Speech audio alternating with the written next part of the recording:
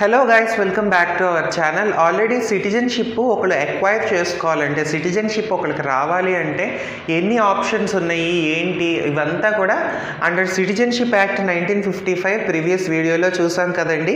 ఇప్పుడు సిటిజన్షిప్ పోవాలి అంటే ఎలాంటి సిచ్యువేషన్స్లో సిటిజన్షిప్ కోల్పోతాం అనేది మనం చూసినట్టయితే దానికి 3 ఉన్నాయండి. ఒకటి రినౌన్సియేషన్, ఒకటి termination and deprivation.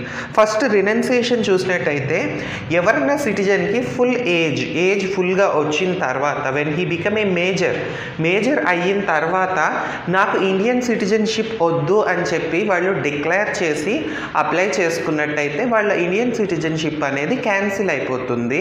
But one more thing అండి, వాళ్ళు ఈ అప్లై చేసుకుంటారు కదా మాకు వద్దు అని చెప్పి, ఒకవేళ ఆ టైంలో ఇండియా ఏదన్నా వార్లో ఉందనుకోండి, అప్పుడు ఆ ఇండియన్ సిటిజన్షిప్ క్యాన్సిలేషన్ అనేది చెయ్యరు, అది అలా హోల్డ్లో పెట్టేస్తారు.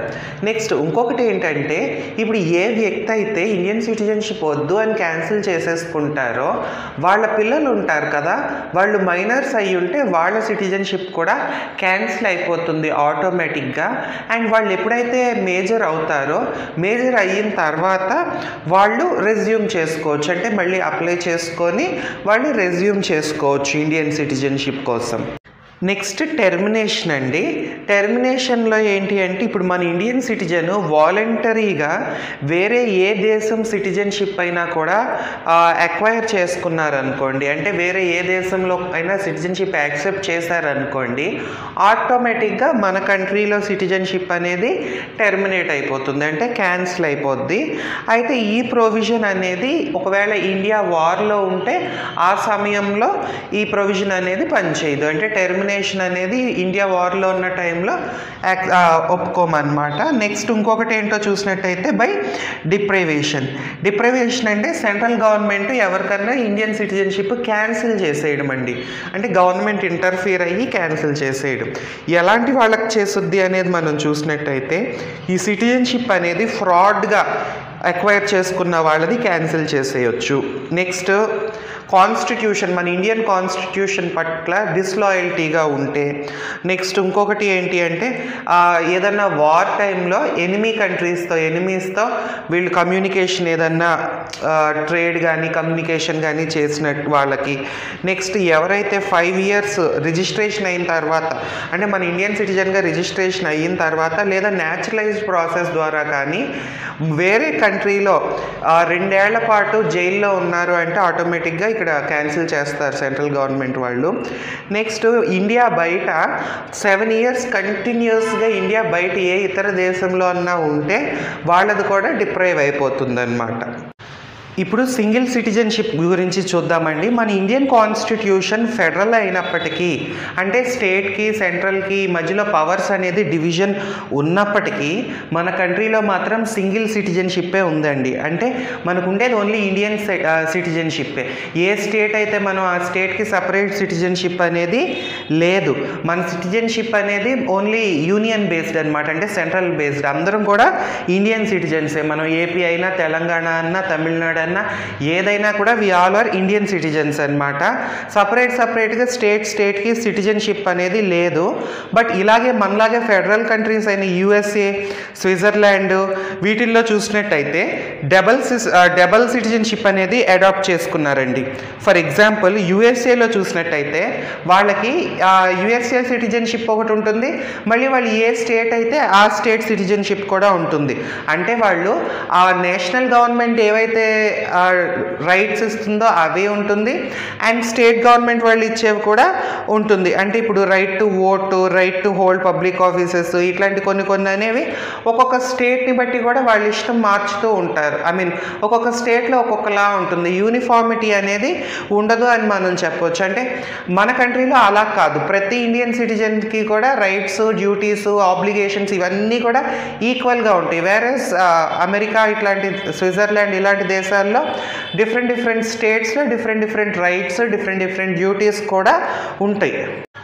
అయితే మన ఇండియన్ సిటిజన్స్ మాత్రం ఏ స్టేట్లో పుట్టినా వాళ్ళు ఎక్కడ ఇండియాలో ఏ మూల ఉంటూ ఉన్నా కూడా equal political rights, civil rights అనేవి ఉంటాయండి. డిస్క్రిమినేషన్ అయితే ఉండదు. పలానా స్టేట్ అని చెప్పి డిస్క్రిమినేషన్ అయితే స్టేట్ బట్టి ఉండదు.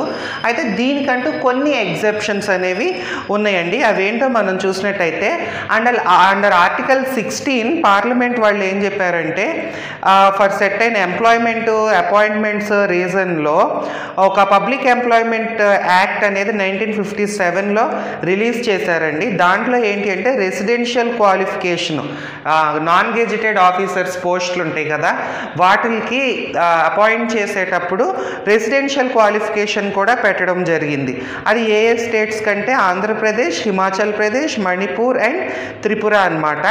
ఈ యాక్ట్ అనేది 1974లో ఎక్స్పైర్ అయిపోయింది. కాబట్టి హిమాచల్ ప్రదేశ్, మణిపూర్, త్రిపుర వీటన్నిటిలో కూడా యాక్ట్ అనేది అయిపోయింది. బట్ ఆంధ్ర అండ్ తెలంగాణ ఎప్పుడైతే ఈ ఆంధ్ర అండ్ తెలంగాణ విడిపోయిందో ఈ స్పెషల్ స్టేటస్ అనేది ఇచ్చి ఆంధ్ర అండ్ తెలంగాణకి మాత్రం కంటిన్యూ అవుతుంది. అంటే రెసిడెన్షియల్ స్టేటస్ కూడా ఈ రిజర్వేషన్లో ఒక బేసిస్గా తీసుకోవడం అనేది.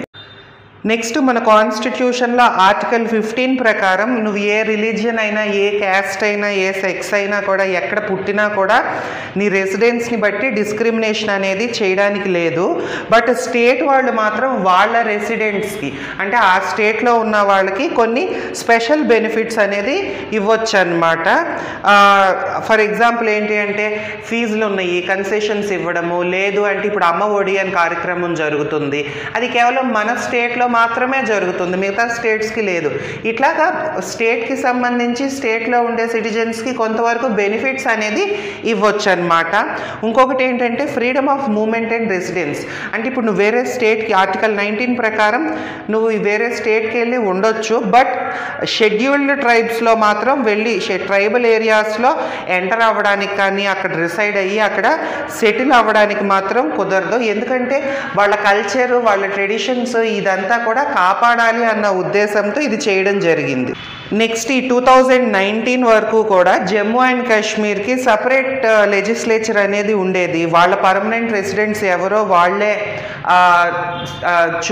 వాళ్ళు చెప్పేవాళ్ళు. నెక్స్ట్ వాళ్ళకి ఎంప్లాయ్మెంట్ వరకు కొంతవరకు స్పెషల్ రైట్స్ అనేవి, నెక్స్ట్ ఇమూవబుల్ ప్రాపర్టీ, ల్యాండ్, వీటికి సంబంధించిన కొన్ని రైట్స్, నెక్స్ట్ స్టేట్లో సెటిల్ అవ్వాలి అంటే కొన్ని రైట్స్, నెక్స్ట్ ఇంకా స్కాలర్షిప్, ఇంకా స్పెషల్ ఎయిడ్స్, వీటన్నిటికి కూడా ఒక రైట్.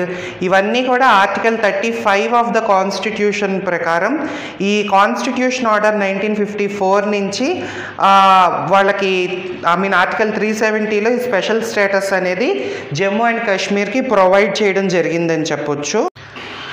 అయితే 2019లో కాన్స్టిట్యూషన్ ఆర్డర్ 2019 ద్వారా ప్రెసిడెన్షియల్ ఆర్డర్ ద్వారా ఈ వాట్ ఎవర్ ఈ 1954లో యాక్ట్లో ఇచ్చిన స్పెషల్ ఆర్డర్స్ అనేవి క్యాన్సిల్ చేయడం జరిగిందనమాట. నెక్స్ట్ ఈ కాన్స్టిట్యూషన్ ఆఫ్ ఇండియా, మన కాన్స్టిట్యూషన్లో ఏంటంటే కెనడా లాగా single citizenship, next uniform rights అనేది ఇవ్వడం జరిగింది. ఎందుకంటే అందరి మధ్య ఒక యూనిటీ, ఒక కోఆర్డినేషన్ ఉండాలి, గొడవలు ఇలా అంతా జరగకూడదు అని చెప్పి ఇన్ని చేసినా కూడా మన ఇండియాలో ఈ కమ్యూనల్ రైట్స్, నువ్వు ఆ కమ్యూనిటీ ఈ కమ్యూనిటీ అని, హై క్లాసు లో క్లాస్ అని, క్యాస్ట్లు, భాషలు, వాళ్ళ కల్చర్ని బట్టి డిస్ప్యూట్స్ అంటే గొడవలు ఇంకా జరుగుతూనే ఉన్నాయి.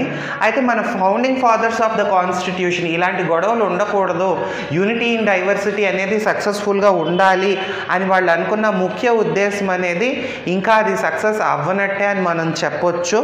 అండ్ అది ఫుల్గా రియలైజ్ అయినప్పుడే వాళ్ళ డ్రీమ్ అనేది సక్సెస్ అయిందని మనం అనుకోగలుగుతాం. సో అది ఫ్రెండ్స్ లాస్ ఆఫ్ సిటిజన్షిప్ గురించి మీకు అర్థమైందని అనుకుంటున్నాను. ఏదైనా డౌట్ ఉన్నట్టయితే కింద కామెంట్ చేయండి. నెక్స్ట్ ఈ ఫారిన్ సిటిజన్స్ ఏంటి ఇదంతా కూడా నెక్స్ట్ ఫర్దర్ వీడియోలో చూద్దాము. నెక్స్ట్ వీడియోతో ఈ చాప్టర్ అనేది ఎండ్ అయిపోతుంది. అండ్ వీడియో అనేది నేను క్లియర్గా డీటెయిల్డ్గా ఎక్స్ప్లెయిన్ చేస్తున్నానండి. మీరు కుదిరితే నేను చెప్పేటప్పుడు యాక్చువల్లీ ఇది మీరు ఇయర్ ఫోన్స్ పెట్టుకొని చక్కగా మీరు ఏ పని చేసుకుంటూ కూడా విన్నా కూడా మీకు కవర్ అయిపోతుంది. ఒక బుక్ ఆర్ ఒక పేపర్ పెట్టుకొని నేను వీడియో చెప్పేటప్పుడు నోట్ చేసుకోవడానికి ట్రై చేయండి. బికాస్ ఎవ్రీ పాయింట్ కవర్ చేస్తున్నాం కాబట్టి ఎగ్జామ్ పాయింట్ ఆఫ్ వ్యూలో మీకు చాలా చాలా బెనిఫిట్ అవుతుంది. తప్పకుండా మీ ఫ్రెండ్స్తో షేర్ చేయండి, మన ఛానల్ని సబ్స్క్రైబ్ చేయండి. Thank you for watching and happy learning.